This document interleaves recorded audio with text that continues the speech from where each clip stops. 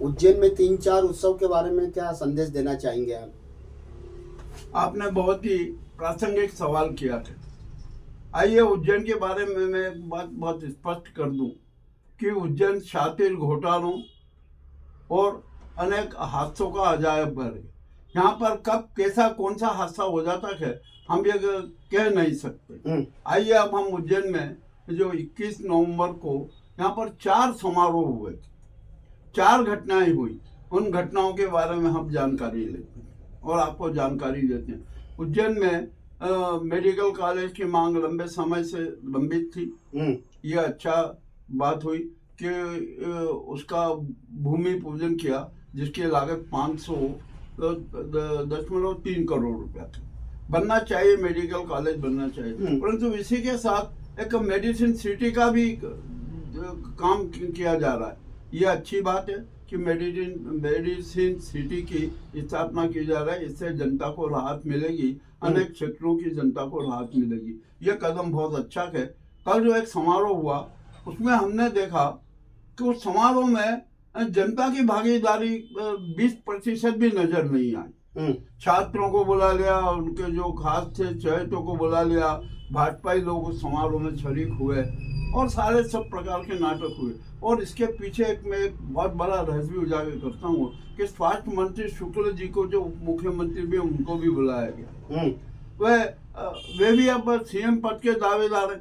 दूसरा आप कैलाश विजयवर्गीय भी सीएम पद के दावेदार है।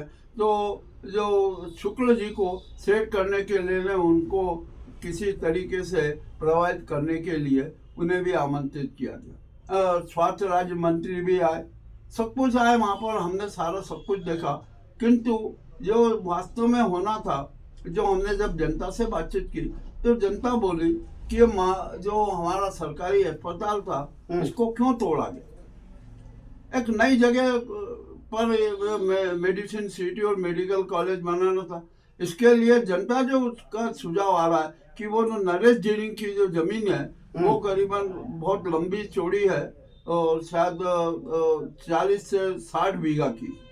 वहाँ पर ये मेडिसिन सिटी और मेडिकल कॉलेज बनाया जाता तो माधव कॉलेज में तोड़ना नहीं पड़ता। और सरकार ने एक बड़ी विचित्र घोषणा कर दी कि हमने माधव कॉलेज, तो ये जो अस्पताल है ये तो तोड़ना है, और जो उसकी जो नई जो बिल्डिंग बन रही है वो मेडिकल कॉलेज का वाचनालय बनेगा। अरे भैया, जब आपको वाचनालय वही बनाना है तो इसको तोड़ना क्यों? इसको अच्छे ढंग से रिनोवेशन कर देते और बजाय रहते यहाँ कोई भी मेडिकल कॉलेज की फैकल्टी डाल देते, वो डाल देते। और जो माधव कॉलेज का ग्राउंड है और जो सरकारी अस्पताल से जोड़ने के लिए एक ओवरब्रिज बना देते, तो देवास गेट से लेकर सीधा आगर रोड तक की पूरी मेडिकल लाइन पट्टी बन जाती।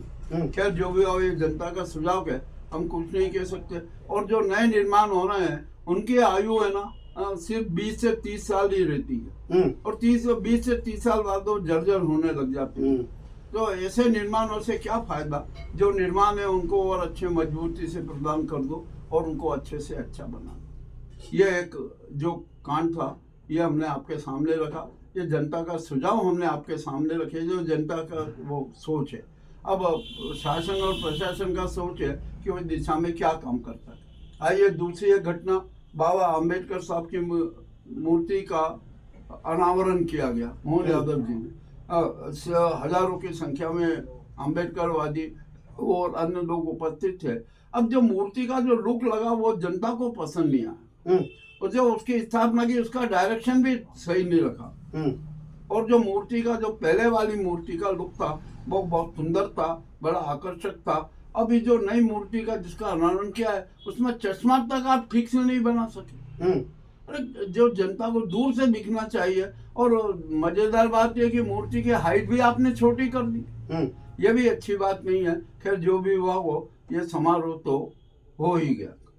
एक तीसरा एक समारोह जानकी जी के विवाह का, यहाँ पर महाकाल मंदिर की तरफ से 1,11,111 लड्डू बांटने के लिए भेजे।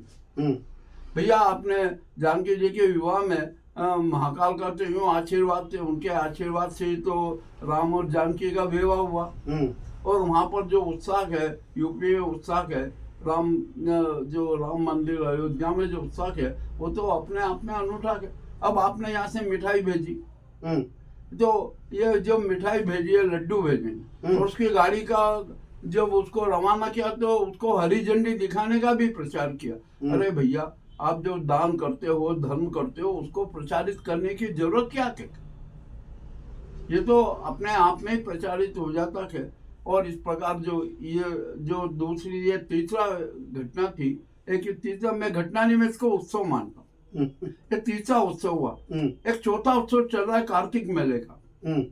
कार्तिक मेला अभी भी कोई व्यवस्थित नहीं लगा। वहां पर भी जनता कम जा रही है। क्यों जा रही, कम जा रही है, इसका जायजा खुद नर्क निगम को लेना चाहिए।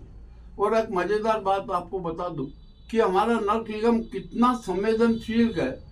कल जब वहां पर मेडिसिन सिटी का उद्घाटन हुआ था तो टीफा मशीन रात को चलाई, शाम को चलाई मच्छरों को मारने के लिए, जबकि शहर में मच्छरों का आतंक चरम पर है। तो टीफा मशीनें वहां जंग खाती रही। सिर्फ आपने एक कार्यक्रम के लिए टीफा मशीन वहां पर चालू की तो शहर की जनता का स्वास्थ्य का ध्यान आपको नहीं है। जो टीफा मशीन निरंतर चलना चाहिए थी, यहाँ नगर निगम के अधिकारियों को याद नहीं कि यहाँ हैंड टीफा मशीन भी थी जो गलियों में जाकर पूरा वो करती थी। वो कहाँ है? सब हैंड टीफा मशीन है, उनका उपयोग करो। टीफा मशीन को शहर में चलाओ ताकि जनता का स्वास्थ्य अति उत्तम बना रहे। ये जो प्रमुख घटनाएं हैं। और क्षिप्रा के प्रदूषण के बारे में हम एक पूरी अलग से बात करेंगे। और शहर में जो यातायात अराजकता फैली हुई है, इसके लिए भी अलग से बात करेंगे। उज्जैन अनेक समस्याएं हैं। अब हमने जो थीम न्यूज से हमने हर एक समस्या का संपूर्ण विवरण, घटनाक्रम और सब प्रस्तुत करेंगे। किंतु एक बात याद दिला दूं कि हमारा विश्वास समस्याओं का कोहराम मचाने में नहीं है, हम समाधान भी प्रस्तुत करते हैं। और शासन प्रशासन को वो समाधान रास आए तो उनको मूर्त रूप दे। अन्यथा जो चल रहा है उज्जैन अराजकता में, तो हमें सबको जीवन यापन करना है। आपका नाम? केसी यादव, ग्राउंड रिपोर्ट मुकेश लश्करी, थीम न्यूज चैनल उज्जैन।